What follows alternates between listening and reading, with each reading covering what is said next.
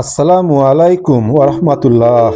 প্রিয় ভাই ও বোনেরা, আজকের গল্পটি এমন একজন সাহাবীর যার কথা শুনে সাহাবায়ে কেরাম বিস্মিত হয়েছিলেন এবং যার জীবনের একটি ঘটনা আমাদের শেখায় কিভাবে সাধারণ আমলও মানুষকে জান্নাতের সর্বোচ্চ মর্যাদায় পৌঁছে দিতে পারে। সহিহ বুখারী ও সুনানে নাসাইর বর্ণনায় এই হৃদয়স্পর্শী সত্য ঘটনাটি আমরা জানতে পারি। একদিন আল্লাহর রাসূল সাল্লাল্লাহু আলাইহি ওয়াসাল্লাম মসজিদে নববীতে তার সাহাবীদের সাথে বসেছিলেন। চারপাশে একদম শান্ত, সবাই প্রিয় নবীর নুরানি নসিহত শুনছেন। হঠাৎ আল্লাহর রাসূল সাল্লাল্লাহু আলাইহি ওয়াসাল্লাম সাহাবীদের দিকে তাকিয়ে বললেন, এখন তোমাদের মাঝে এমন একজন মানুষ প্রবেশ করবে যিনি জান্নাতের অধিবাসীদের একজন।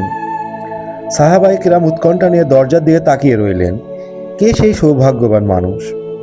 কিছুক্ষণ পর একজন সাধারণ আনসারী সাহাবী মসজিদে প্রবেশ করলেন। তার দাড়ি থেকে অজুর পানি টপকে পড়ছিল এবং তিনি বাম হাতে তার জুতো ধরে রেখেছিলেন। বাহ্যিকভাবে তাকে দেখে বিশেষ কোনো বড় ইবাদতকারী মনে হচ্ছিল না। পরের দিনও একই ঘটনা ঘটল। আল্লাহর রাসূল সাল্লাল্লাহু আলাইহি ওয়াসাল্লাম আবারও বললেন, এখন তোমাদের সামনে একজন জান্নাতি পুরুষ আসবেন, এবং ঠিক সেই একই সাহাবী মসজিদে ঢুকলেন।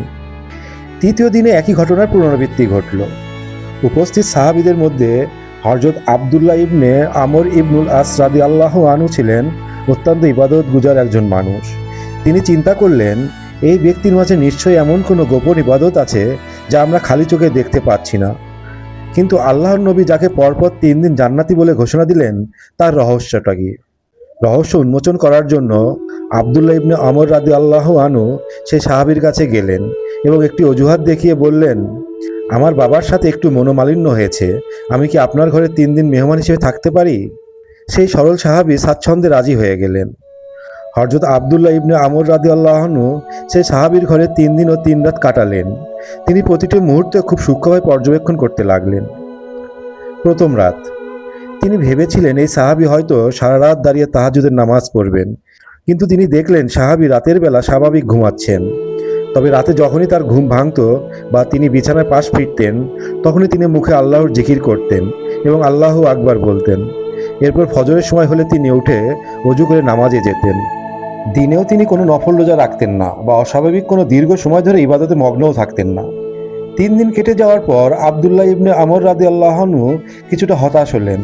তিনি ভেবেছিলেন অসাধারণ কোনো ইবাদত দেখতে পাবেন, কিন্তু তেমন কিছুই তার চোখে পড়ল না। বিদায় নেওয়ার সময় আব্দুল্লাহ ইবনে আমর রাদিয়াল্লাহু আনহু আর নিজের কৌতূহল চেপে রাখতে পারলেন না। তিনি সেই সাহাবীকে ডেকে বললেন, হে আল্লাহর বান্দা, আমার বাবার সাথে আমার কোনো মনোমালিন্য হয়নি। আসলে আল্লাহর রাসূল সাল্লাল্লাহু আলাইহি ওয়াসাল্লাম পরপর 3 দিন আপনার সম্পর্কে বলেছেন যে আপনি নাকি জান্নাতি। তাই আমি দেখতে এসেছিলাম আপনি রাতের আধারে বা গোপন কি এমন আমল করেন যাতে আমিও আপনার মতো আমল করতে পারি। কিন্তু আমি তো আপনাকে বিশেষ কোনো অতিরিক্ত ইবাদত করতে দেখলাম না। বলুন তো, কোন আমলের কারণে আল্লাহর নবী আপনাকে জান্নাতের সুসংবাদ দিলেন? সাহাবী অত্যন্ত বিনয়ের সাথে মিষ্টি হেসে উত্তর দিলেন, আমি তো কেবল সেটাই করি যা আপনি নিজ চোখে 3 দিন ধরে দেখেছেন। এর বাইরে আমার বাড়তি কোনো ইবাদত নেই। হযরত আব্দুল্লাহ রাদিয়াল্লাহু আনহু যখন হতাশ হয়ে ফিরে যেতে লাগলেন, তখন সে সাহাবী তাকে ডেকে বললেন, হ্যাঁ, একটি বিষয় আছে। আমি যখন রাতে ঘুমাতে যাই তখন আমার অন্তরে কোনো মুসলিমের প্রতি সামান্য হিংসা, বিদ্বেষ বা শত্রুতা রাখি না। আর আল্লাহ তাআলা কোনো মানুষকে কোনো নিয়ামত বা বরকত দান করলে তার প্রতি আমার মনে কোনো হিংসা জাগে না। আমি প্রতিদিন সবাইকে মাফ করে দিয়ে পরিষ্কার হৃদয় নিয়ে ঘুমাতে যাই। কথাটি শোনা মাত্রই হযরত আব্দুল্লাহ ইবনে আমর রাদিয়াল্লাহু আনহু শিউরে উঠলেন। তিনি কেঁদে ফেললেন, হ্যাঁ, এটাই সেই আমল যা আপনাকে এই মহান মর্যাদায় পৌঁছে দিয়েছে। আর এটি এমন এক আমল যার অর্জন করা আমাদের জন্য সবচেয়ে কঠিন। প্রিয় ভাই ও বোনেরা, একবার ভেবে দেখুন তো, আমরা হয়তো অনেক নামাজ পড়ি, নফল ইবাদত করি, বাহ্যিক অনেক আমল করার চেষ্টা করি, কিন্তু আমাদের ভেতরটা, অন্তরটা কি পরিষ্কার? কারো একটি ভালো দেখলে কি আমাদের বুক জ্বলে ওঠে না? কেউ কষ্ট দিলে কি আমরা বছরের পর বছর সেই রাগ ও হিংসা পুষে রাখি না? রাতে ঘুমানোর সময় কি আমাদের অন্তরে অন্য ভাই ও বোনের প্রতি ক্ষোভ জমে থাকে না? তাহাজ্জুদ বা নফল ইবাদতের ফজিলত যেমন অপরিসীম, তেমনি অন্তরের পবিত্রতা আল্লাহর কাছে সবচেয়ে দামি একটা সম্পদ। মানুষের অপরাধ ক্ষমা করে দেওয়া এবং হিংসামুক্ত অন্তর গড়ে তোলা সহজ কথা নয়। এটি অন্তরের সবচেয়ে বড় জিহাদ। প্রিয় ভাই ও বোনেরা, আজ রাত থেকে একটি ছোট্ট অভ্যাস গড়ে তুলুন। রাতে ঘুমানোর আগে বিছানায় শুয়ে সব মোবাইল ফোন দূরে রাখুন। নিজের চোখ দুটি বন্ধ করে মনে মনে বলুন, হে আল্লাহ, আজ সারাদিন যে বা যাহারা আমাকে কষ্ট দিয়েছে, আমি কেবল আপনার সন্তুষ্টির জন্য তাদের সবাইকে মাফ করে দিলাম, আর আমার অন্তরে কারোর প্রতি কোনো হিংসা রাখলাম না। হয়তো আপনার এই পরিষ্কার ও হিংসামুক্ত হৃদয়টি কাল কিয়ামতের ময়দানে আপনার জন্য জান্নাতের দরজা খুলে দিবে।